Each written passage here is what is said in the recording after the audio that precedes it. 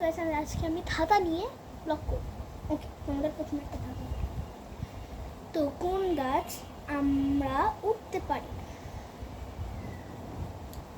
উত্তর মাত্র 5 সেকেন্ড হয়ে গিয়েছে। চারা গাছ। ওকে, এবার বলো তো কোন ঘর সব সময় অন্ধকার থাকে? 1 2 3 4 5। উত্তরটি হবে কবর। এবার বলো কি কাটলে বড় হয়? 1 2 3 4 5। উত্তরটি হবে নদী। আচ্ছা বলো তো এমন কি জিনিস আছে যা জন্ম থেকেই বুড়ো? 1 2 3 4 5। উত্তরটি হবে বুড়ো আঙ্গুল। তারপরটা হচ্ছে কার ছাতা সবচেয়ে ছোট? 1 2 3 4 5। ব্যাঙের ছাতা। আচ্ছা বলতো মশলার সাথে বাটার সাথে কোন মাছের সম্পর্ক আছে? এটা কিন্তু একটা মাছের নাম। 1 2 3 4 5 বলছি। বাটা মাছ।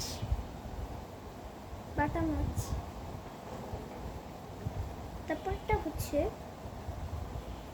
এমন করছে একবার লিখতেছে আরেকবার আমার খুব ভয় লাগতেছে। ওকে, পড়াটা করি। 8 বছর বয়সে মেয়েদেরকে কি বলা হয়?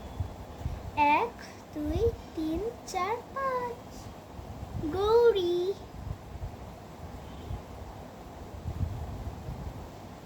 খুবই ভয় করতেছে, কি জানি না, বাবাটা মারা গিয়েছে। এটা আমার নিউ ব্লগ, তো অলরেডি আমি অনেকগুলো ব্লগ আপলোড দিয়ে দিয়েছি। একটা ঘরে 5 জন লোক থাকে।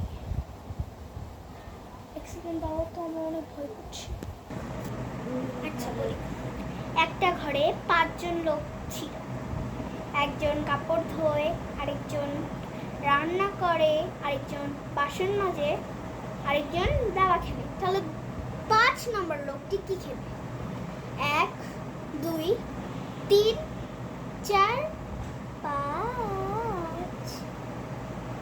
উত্তরটি হবে দাবাই খেলবে, কারণ দাবা তো আর একজন খেলে না, এটা তো সবাই জানে। উত্তরটি হবে 2 জন মিলেই দাবা খেলছে। এরপরে ধাঁধাগুলো দেখে ফেললো না, চিটিং। আচ্ছা বলো তো একটা বট গাছের নিচে একটা কানা আর একটা বয়রা বসে আছে। ওই বট গাছ থেকে একটা আম পড়লো, তাহলে আমটা কে পাবে? একটা কথা বলি, এটা কিন্তু ট্রেনের পরীক্ষা। 1 2 3 4 5। উত্তরটি হবে কেউই পাবে না, কারণ তোমরা অবশ্যই শুনে থেকেছো যে বট গাছ থেকে কোনোদিন আম পড়ে না। তো এরপরটা হচ্ছে হাড্ডি নাই তার মাংস আছে, দেখলে সবাই ভয়ে কাঁপে, প্রাণীটি আবার রক্ত চুষে। এটাও কিন্তু বুদ্ধির পরীক্ষা। 1 2 3 4 5। উত্তরটি হবে যোগ। এটা তোমরা সবাই জানো। এরপর হচ্ছে দাঁড়াও, কোন লাউ লাউ না? 1 2 3 4 5 পোলাও। এটা তোমরা সবাই জানো। ওকে, ব্লগটা এই পর্যন্তই। টাটা।